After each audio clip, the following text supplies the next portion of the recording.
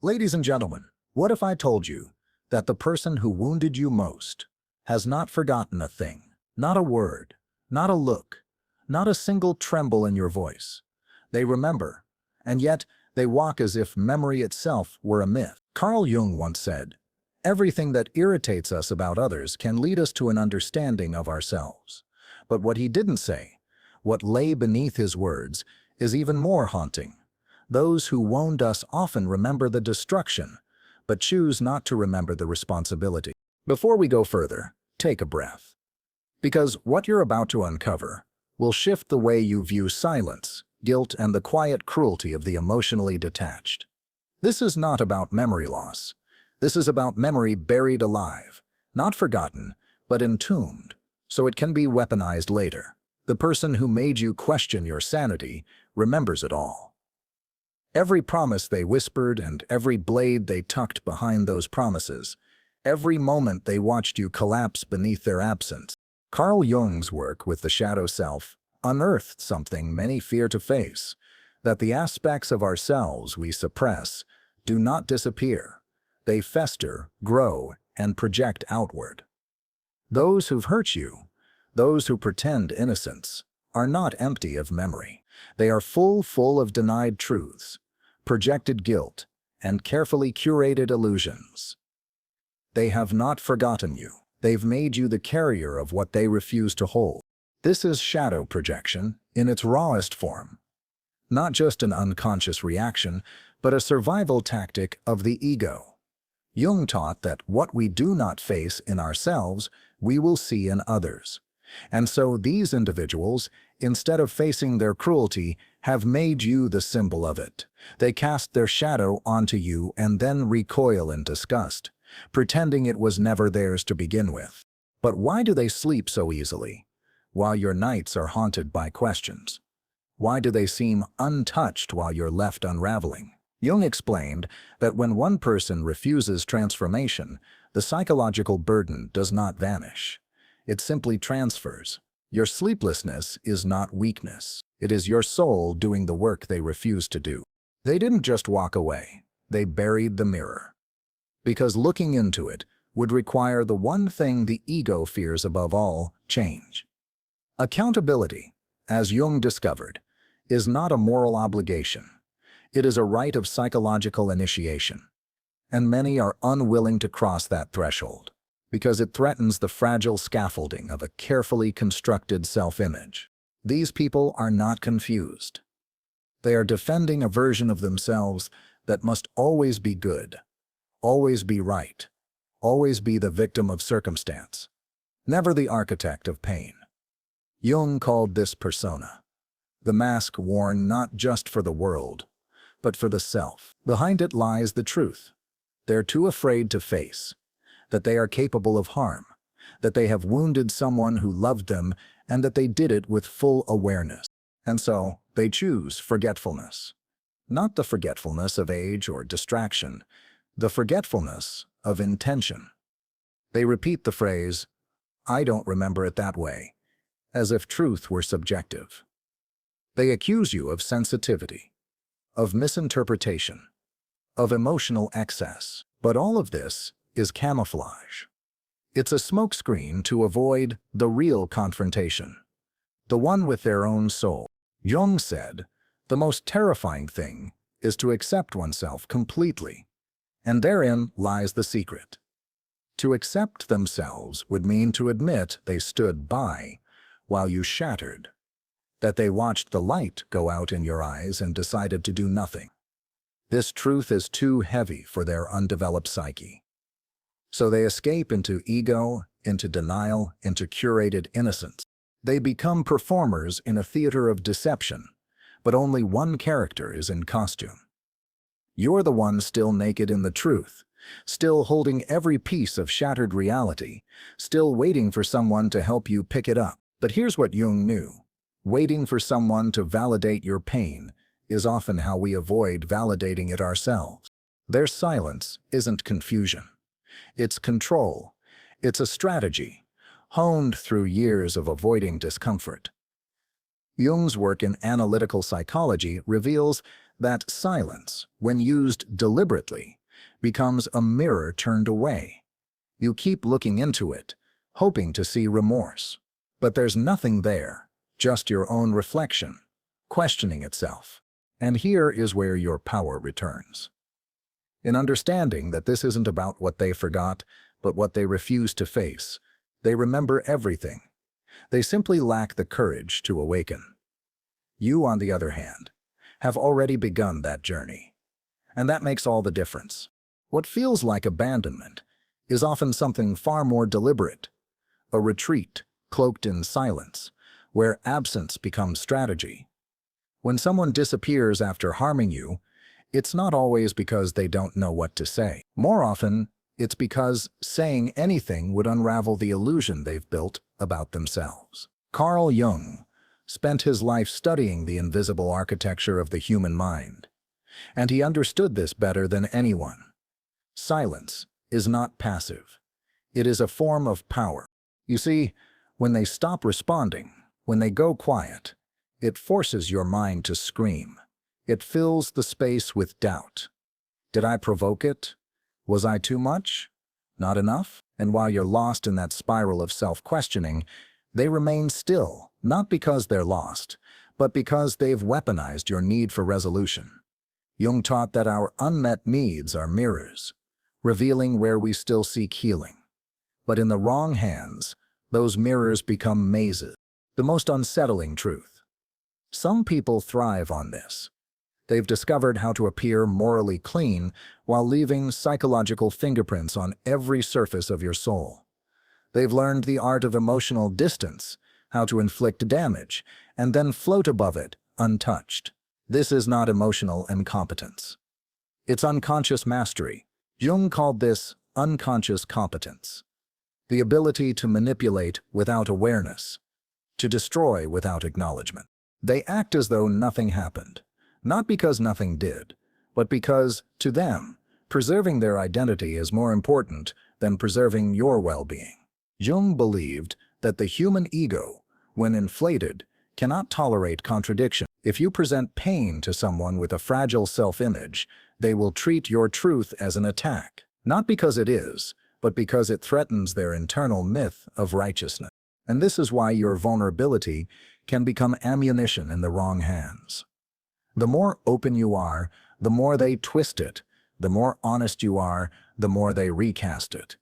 Suddenly, you are the unstable one, the needy one, the overreactive one. Not because it's true, but because it serves the story they need to survive. Jung taught that the ego, when not balanced by the self, becomes a tyrant, and tyrants must always be right. You begin to feel like you're losing your grip on reality. Conversations blur. Events lose clarity. The past folds into itself like a shadow refusing to cast.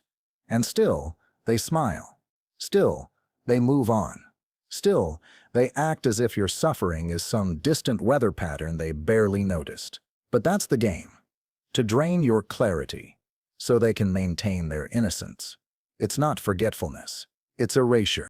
Jung wrote that what you resist not only persists, but grows in size. These individuals don't just resist accountability, they suppress it until it mutates into projection.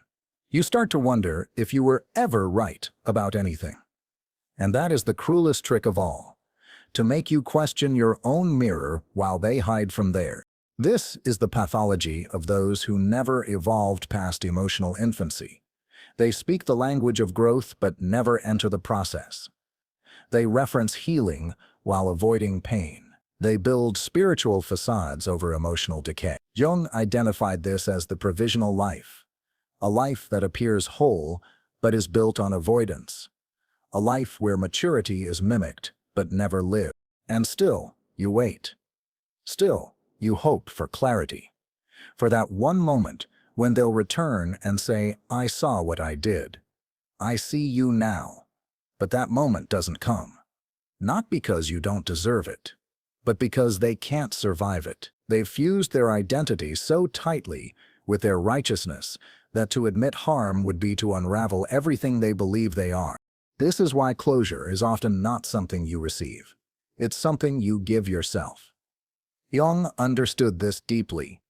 Healing begins when you stop asking others to validate your pain and start trusting that your pain is real even if it goes unacknowledged. You are not crazy. You are not too much. You are a mirror that someone refused to look into because the truth staring back was unbearable. What you must understand is this: their silence was never absence. It was architecture. It was design. It was the scaffolding of denial built high enough to keep your truth out. But now, you see it for what it is, and in that seeing, your power begins to return. There comes a moment, often late, often alone, when you begin to understand that the silence you were given was not peace, but punishment. The absence of words, the refusal to acknowledge, the empty space left behind, it was never neutral. It was carefully placed, like a chess move designed not to win, but to confuse. Carl Jung's writings on projection reveal that the greatest cruelty is not always in what is said, but in what is withheld. Silence becomes a smokescreen. It obscures responsibility. It clouds memory. It fractures meaning. And when you confront someone about the pain they caused, their silence isn't shame, it's strategy. Because if they speak, the mask might slip, and the ego, fragile, inflated, defensive, cannot afford to be unmasked. Jung taught that the persona we wear to the world is often a wall, not a window, and some would rather live behind that wall forever than risk the light of truth entering in. So you find yourself fighting ghosts, arguing with silence, writing long letters in your mind to someone who won't answer. You analyze every moment, every inflection, looking for something that could explain the disconnect. But the answer is not in your memory. It's in their refusal. Their resistance to accountability is not accidental. It is a psychological fortress. And Jung knew that the stronger the fortress, the more fragile the self it protects. They are not innocent. They are invested in the illusion that they are good, that they never hurt you, that any pain you carry is your own doing. This is what Jung called psychological inflation. When the ego becomes so overgrown that it cannot admit fault without feeling annihilated. You weren't asking them to collapse. You were asking them to care. But to someone trapped in their own projection, caring feels like compromise. And so they rewrite the story. They become the misunderstood one, the victim of your neediness, the confused soul who just needed space. They post smiling pictures. They find people who believe them. They create a version of events so sanitized it could pass for fiction. And you're left carrying the original script, stained with truth. But no one's reading it but you. Jung warned that the most dangerous thing is to live in a world of projections, because in that world, facts become flexible, memory becomes selective, and harm becomes just a difference in perspective. But pain is not a perspective. It is an experience, one you lived through, one they watched, one they now deny. This is the cruelty of those who refuse to evolve. Not that they made a mistake, but that they made you carry the weight of their refusal to face it. They left you in the wreckage and handed you the broom, all while insisting there was no storm. Jung's work shows us that this is not a rare behavior. It is an undeveloped psyche trying to avoid the sacred fire of transformation.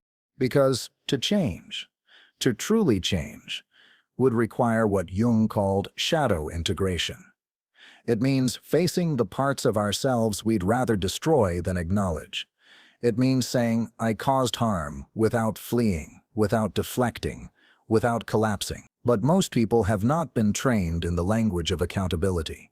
They've only been taught how to preserve an image. And when you asked for an apology, you were asking them to look into the cave of their own shadow. And they ran. Because in that cave is a truth they've spent their whole life denying, that they can be cruel, that they can cause pain, that they are not always the victim. This is why you feel like you've been abandoned in your own story. Because you have. They exited the narrative the moment it required them to grow. And yet, here you are, still trying to understand, still trying to offer grace. That's not weakness. That's depth. That's humanity. But Jung would urge you to remember, not everyone has chosen the path of consciousness. Some have chosen comfort, some have chosen ego, some have chosen silence, and you must choose whether to keep waiting at the door of someone who locked themselves inside. Your healing begins the moment you stop knocking. When you stop begging them to see, when you stop performing your pain like proof.